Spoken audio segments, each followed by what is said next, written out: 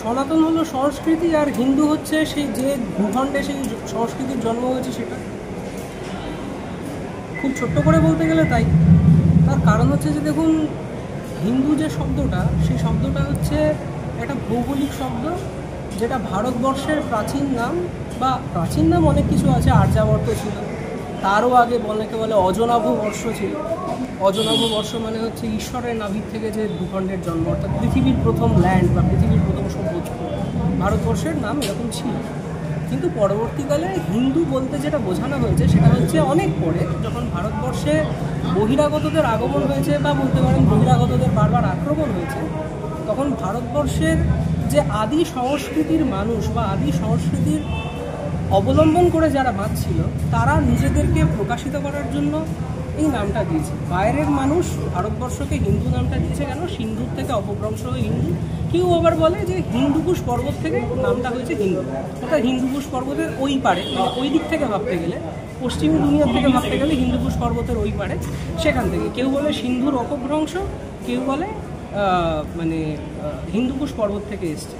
এছাড়াও যদি আরও আগের টেক্সটে যান, ধরুন যদি আপনি জেন্দাভেস্তা দেখেন, আমি পড়িনি জেন্দাভেস্তা, তবে জেন্দাভেস্তার উপর কিছু আর্টিকেল পেয়েছি, অর্থাৎ যেটা প্রাচীন ইরানীদের ধর্মগ্রন্থ, জরাথ্রুষ্ট যেখানে প্রফেট, সেখানে হপ্ত হিন্দু কথাটা আসে, অর্থাৎ সপ্ত সিন্ধু। ওরা শকে হ উচ্চারণ করতো, হপ্ত হিন্দু অর্থাৎ সপ্ত সিন্ধু। তো এটা হচ্ছে ভৌগোলিক জায়গা। আর সনাতন শব্দের অর্থ কি? সনাতন শব্দের অর্থ হচ্ছে যার শুরু নেই, যার শেষ নেই, যার জন্ম মৃত্যু নেই, যে সৃষ্টির আদিকাল থেকে যে সংস্কৃতি ছিল, এখনও আছে এবং পরেও থাকবে, সে হলো সনাতনী সংস্কৃতি। এবং সনাতন সংস্কৃতির জন্ম যে ভারতবর্ষেই হয়েছে এবং ভারতীয় ভূখণ্ডের ভিতরেই জন্ম হয়েছে, এই বিষয়ে ঐতিহাসিকদের কোনো দ্বিমত নেই। তার কারণ বেদ লেখা বা বেদের যে এক্সিস্টেন্স বা বৈদিক যে কাল, বৈদিক যে যুগ, সেই সময় নিয়ে অনেকের অনেক মতামত থাকতে পারে। কেউ বলছে 3000 বছর আগে, কেউ বলছে 5000 বছর আগে, কেউ বলছে 90,000 বছর আগে। সেটা প্রমাণ সাপেক্ষ, সেটা ঐতিহাসিক প্রমাণ সাপেক্ষ। কিন্তু বৈদিক সংস্কৃতির জন্ম যে এই ভূখণ্ডেই হয়েছিল, তাই নিয়ে পৃথিবীর কোনো এক্সপার্টের তো দ্বিমত থাকতে পারে না।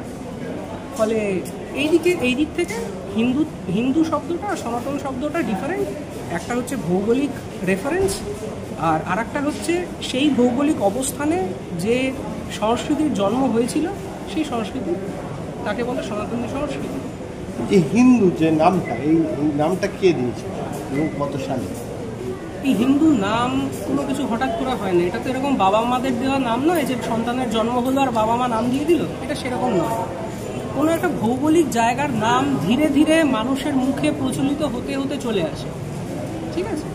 জিনিসটা হচ্ছে যে যখন, যেটা বললাম, যে ভারতবর্ষে যখন বহিরাগতদের আক্রমণ বা আগমন হয়েছে, যেটাই বলেন আপনারা, তখন প্রতিটা জায়গারই তো একটা নাম ছিল। যেমন ধরুন, পৃথিবীর অন্যান্য দেশেও যদি যান, দেখবেন যে সেই দেশকে আমরা একটা নামে ডিনোট করি, আবার সেই দেশ এর নিজস্ব যে মানুষরা, তারা আবার তার দেশকে একটা নিজস্ব নামে ডাকে। অর্থাৎ প্রত্যেকটা দেশের একটা আদি নাম, সেটা সেই দেশের মানুষদের কাছেই আছে। যেমন ধরুন, ভারতবর্ষের যেসব প্রচুর আদি নাম আছে, অনেকগুলো আছে, তার ভিতরে সবচেয়ে রিসেন্ট যদি বলি, সেটা হলো প্রাচীন রাজা ভরতের নামে যে ভারতবর্ষ। এবার হিন্দু নামটা বহিরাগতদের দেওয়া নাম। এই বহিরাগতটা কে? বহিরাগত তো ইতিহাসের ভেতরেই পাওয়া যায়। বহিরাগতটা কে? ভারতবর্ষের ভেতরে যে মানুষগুলো আদি অনন্তকাল ধরে ছিল, তাদের বাইরে থেকে যেসব সংস্কৃতি বা কালচার ভারতবর্ষে এসছে যুগে যুগে, তাদের দেওয়া নাম। একদম আগ থেকে যদি বলেন, অনেক আগে, প্রথম যখন গ্রিকরা ভারতবর্ষে এলো, হ্যাঁ, গ্রিকরা এই জায়গাটাকে ইন্ডিকাস বা ইন্ডিকা এইভাবে নাম দিয়েছে, যার জন্য মেগাস্থেনিসের বইয়ের নামই হচ্ছে ইন্ডিকা, তাই না? এরকমভাবে বিভিন্ন রকম নাম জন্মেছে। সম্ভবত কোনো একটা কালচার আছে যেখানে বোধহয় ইন্ডিয়ার নাম বোধহয় INDU, ইন্দু, সম্ভবত একদিন দেখছিলাম। জাপানিরা ভারতবর্ষকে প্রাচীনকালে তেনজিকু বলতো। তেনজিকু মানে হচ্ছে দ্য ল্যান্ড অফ গডস, মানে ঈশ্বরদের, মানে যারা যেখানে ঈশ্বর থাকে, দ্য ল্যান্ড অফ গডস। তেনজিংকু এরকম বলতো জাপানিরা, প্রাচীন জাপানিরা। এবং এই নামগুলো বহু হাজার হাজার বছর আগে ছিল। কিন্তু হিন্দু পার্টিকুলারলি নামটা ধরে নেওয়া হয় ঐতিহাসিকদের এবং এক্সপার্টদের মতে যে আইদার সিন্ধু নদীর ওই পার, সেই জন্য সিন্ধুর অপভ্রংশ হয়ে হিন্দু হয়েছে, অথবা হিন্দুকুশ পর্বতের ওই পার, তাই হিন্দুকুশ থেকে হিন্দু নামটা এসছে।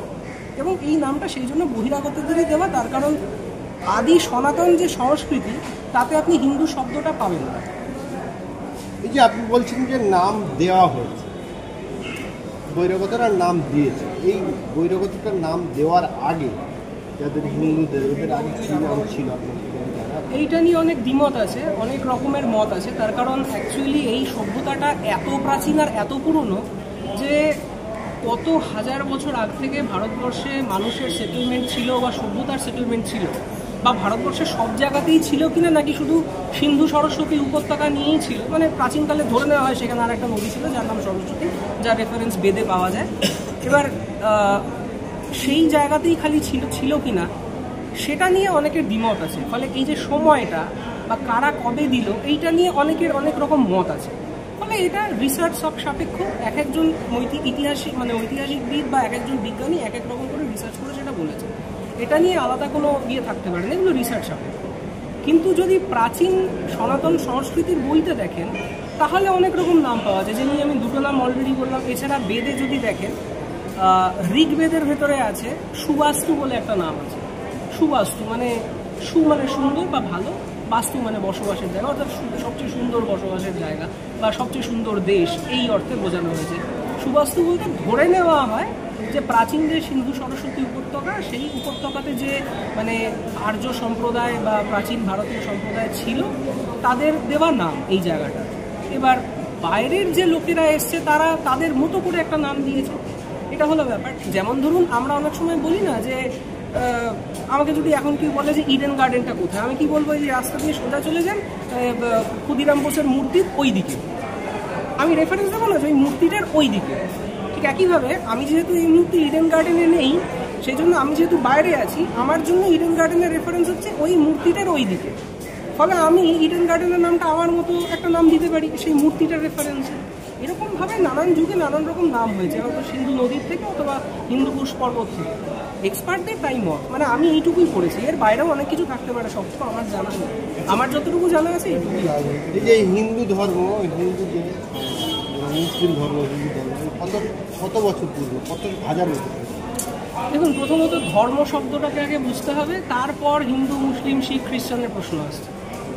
ধর্ম শব্দের অর্থ হলো যা ধারণ করে, অর্থাৎ আ সেট অফ রুলস বা একটা ল বা একটা সিস্টেম যেটা সমাজকে ধারণ করে, সমাজকে চালিয়ে নিয়ে যায়, যে কোনো পরিস্থিতির মধ্যে থেকে সমাজকে আগিয়ে নিয়ে যায়, তাই হলো ধর্ম।